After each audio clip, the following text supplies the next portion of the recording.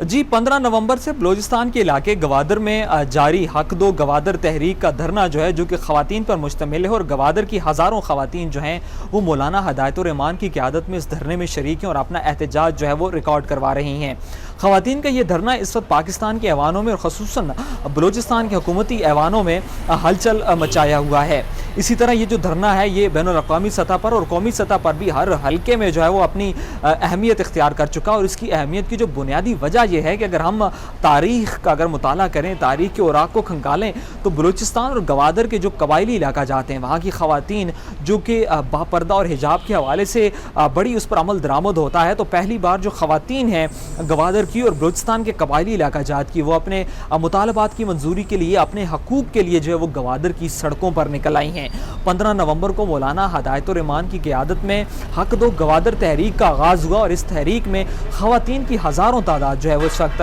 شرکت کر رہی ہے۔ خواتین کے ساتھ ساتھ جو بچے ہیں ان کی بھی الگ سے تحریک اور دھرنا جو ہے وہاں پر جاری ہے، جبکہ اس کے ساتھ ساتھ کفن پوش تحریک یعنی کفن پہن کر بھی وہاں پر لوگ موجود ہیں جو کہ اپنے حقوق مانگنے کے لیے وہاں پر موجود ہیں۔ سب سے پہلے یہ جو تحریک تھی جماعت اسلامی کے حافظ نعیم الرحمان نے حق دو کراچی کے نام سے شروع کی تھی، اور کراچی کے بعد اب یاد رہے کہ مولانا ہدایت الرحمان جو ہیں وہ جماعت اسلامی سے ان کا تعلق ہے، اور انہوں نے اس دھرنے سے پہلے حکومت بلوچستان سے متعدد بار جو ہے وہ یہ مطالبات کی منظوری کے لیے ان کے پاس گئے، لیکن جب مطالبات کی منظوری نہ ہوئی تو انہوں نے اس دھرنے کا آغاز کیا، اور دھرنے کا منفرد یہ ہے کہ انہوں نے اس بار خواتین کو باہر لائے، اور خواتین اپنی رضامندی کے ساتھ اپنے حقوق کے لیے جو مولانا ہدایت الرحمان کی قیادت میں ہزاروں کی تعداد میں اس وقت گوادر کی شاہراہ پر موجود ہیں، گوادر پورٹ کی شاہراہ پر موجود ہیں، اور وہاں پر بچوں کے ساتھ جو اپنا احتجاج ریکارڈ کروا رہی ہیں۔ جو مظاہرین ہیں حق دو گوادر تحریک کے مطالبات کیا ہیں تو وہ ہم مختلف ہے وہ بھی لگا دیا گیا ہے، جس کے بعد ان کا تیسرا مطالبہ یہ ہے کہ وہاں پر جو سی پیک کے ذریعے جو نظر انداز کیا گیا ہے نوجوانوں کو، ان کو باقی ملک کے برابر جو ہے ترجیحی بنیادوں پر ملازمتیں دی جائیں، اور ان کو جو ہے زیادہ سے زیادہ ملازمتیں جو ہیں وہ گوادر اور بلوچستان کے نوجوانوں کو دی جائے۔ چوتھا مطالبہ ان کا یہ ہے وہاں پر کہ جو زیارت اور گوادر کے ملحقہ علاقہ جات ہیں وہاں پر پانی اور صحت جیسی جو بنیادی سہولیات ان کا بھی فقدان ہے، حکومت کی طرف سے انہیں بالکل جو ہے وہاں پر نظر انداز کیا گیا ہے، اور یہ جو ان کے مطالبات ہیں ان کی منظوری کے لیے اور ان مطالبات کی یقین دہانی اور عمل درآمدگی کے لیے وہاں پر خواتین جو ہے موجود ہیں۔ حکومت کی جانب سے مذاکراتی ٹیم تشکیل دی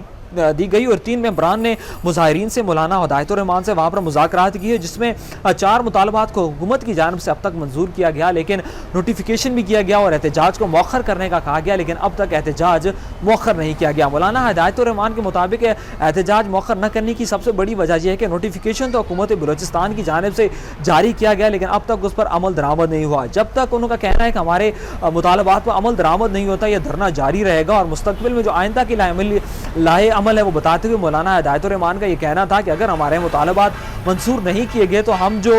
کوسٹل ایکسپریس وے ہے بلوچستان کی مین شاہراہیں ہیں جو کہ ملک کے دوسرے صوبوں سے ملانے کا سب سے بڑا ذریعہ ہیں، ان کو بلاک کریں گے اور وہاں پر اپنا دھرنا جو ہے وہ ریکارڈ کروائیں گے۔ حکومت بلوچستان کی جانب سے بھی ایک قانون پاس کیا گیا ہے کہ اگر بلوچستان کی مین شاہراہوں کو بند کیا جائے گا تو ان پر جرمانہ بھی کیا جائے گا، اور مظاہرین کو جیل بھیجنے کی دھمکی بھی دی گئی ہے۔ خواتین کا یہ کہنا تھا کہ چونکہ مولانا ہدایت الرحمان کو 19 روز گزر گئے اس دھرنے کو تو دھمکیاں بھی ملی۔ ان کا یہ کہنا تھا، نفیسہ بلوچ ایک طالبہ ہیں، ان کی تقریر میں انہوں نے یہ کہا کہ مولانا ہدایت الرحمان کو اگر دھمکیاں دی جائیں گی تو ان کے پیچھے ہزاروں ان کی مائیں اور بہنیں ہیں، وہ اکیلے نہیں۔ اور اب دیکھا جا رہا ہے کہ روز بروز جیسے احتجاج کا دورانیہ بڑھتا جا رہا ہے تو خواتین اپنے گھروں سے روز بروز نکل رہی ہیں، ان کی تعداد میں اضافہ ہوتا جا رہا ہے، بچوں کی تعداد میں وہاں پر اضافہ ہوتا جا رہا ہے، اور یہ جو Gwadar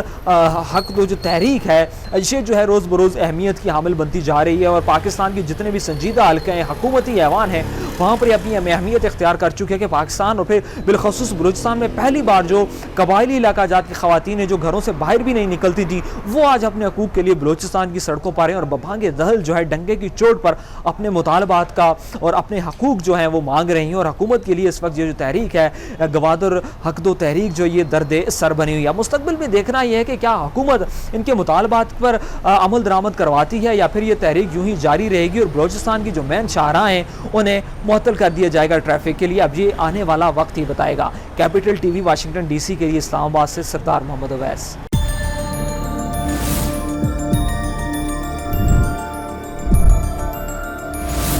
You are watching Capital TV Washington. the best South Asian TV channel in North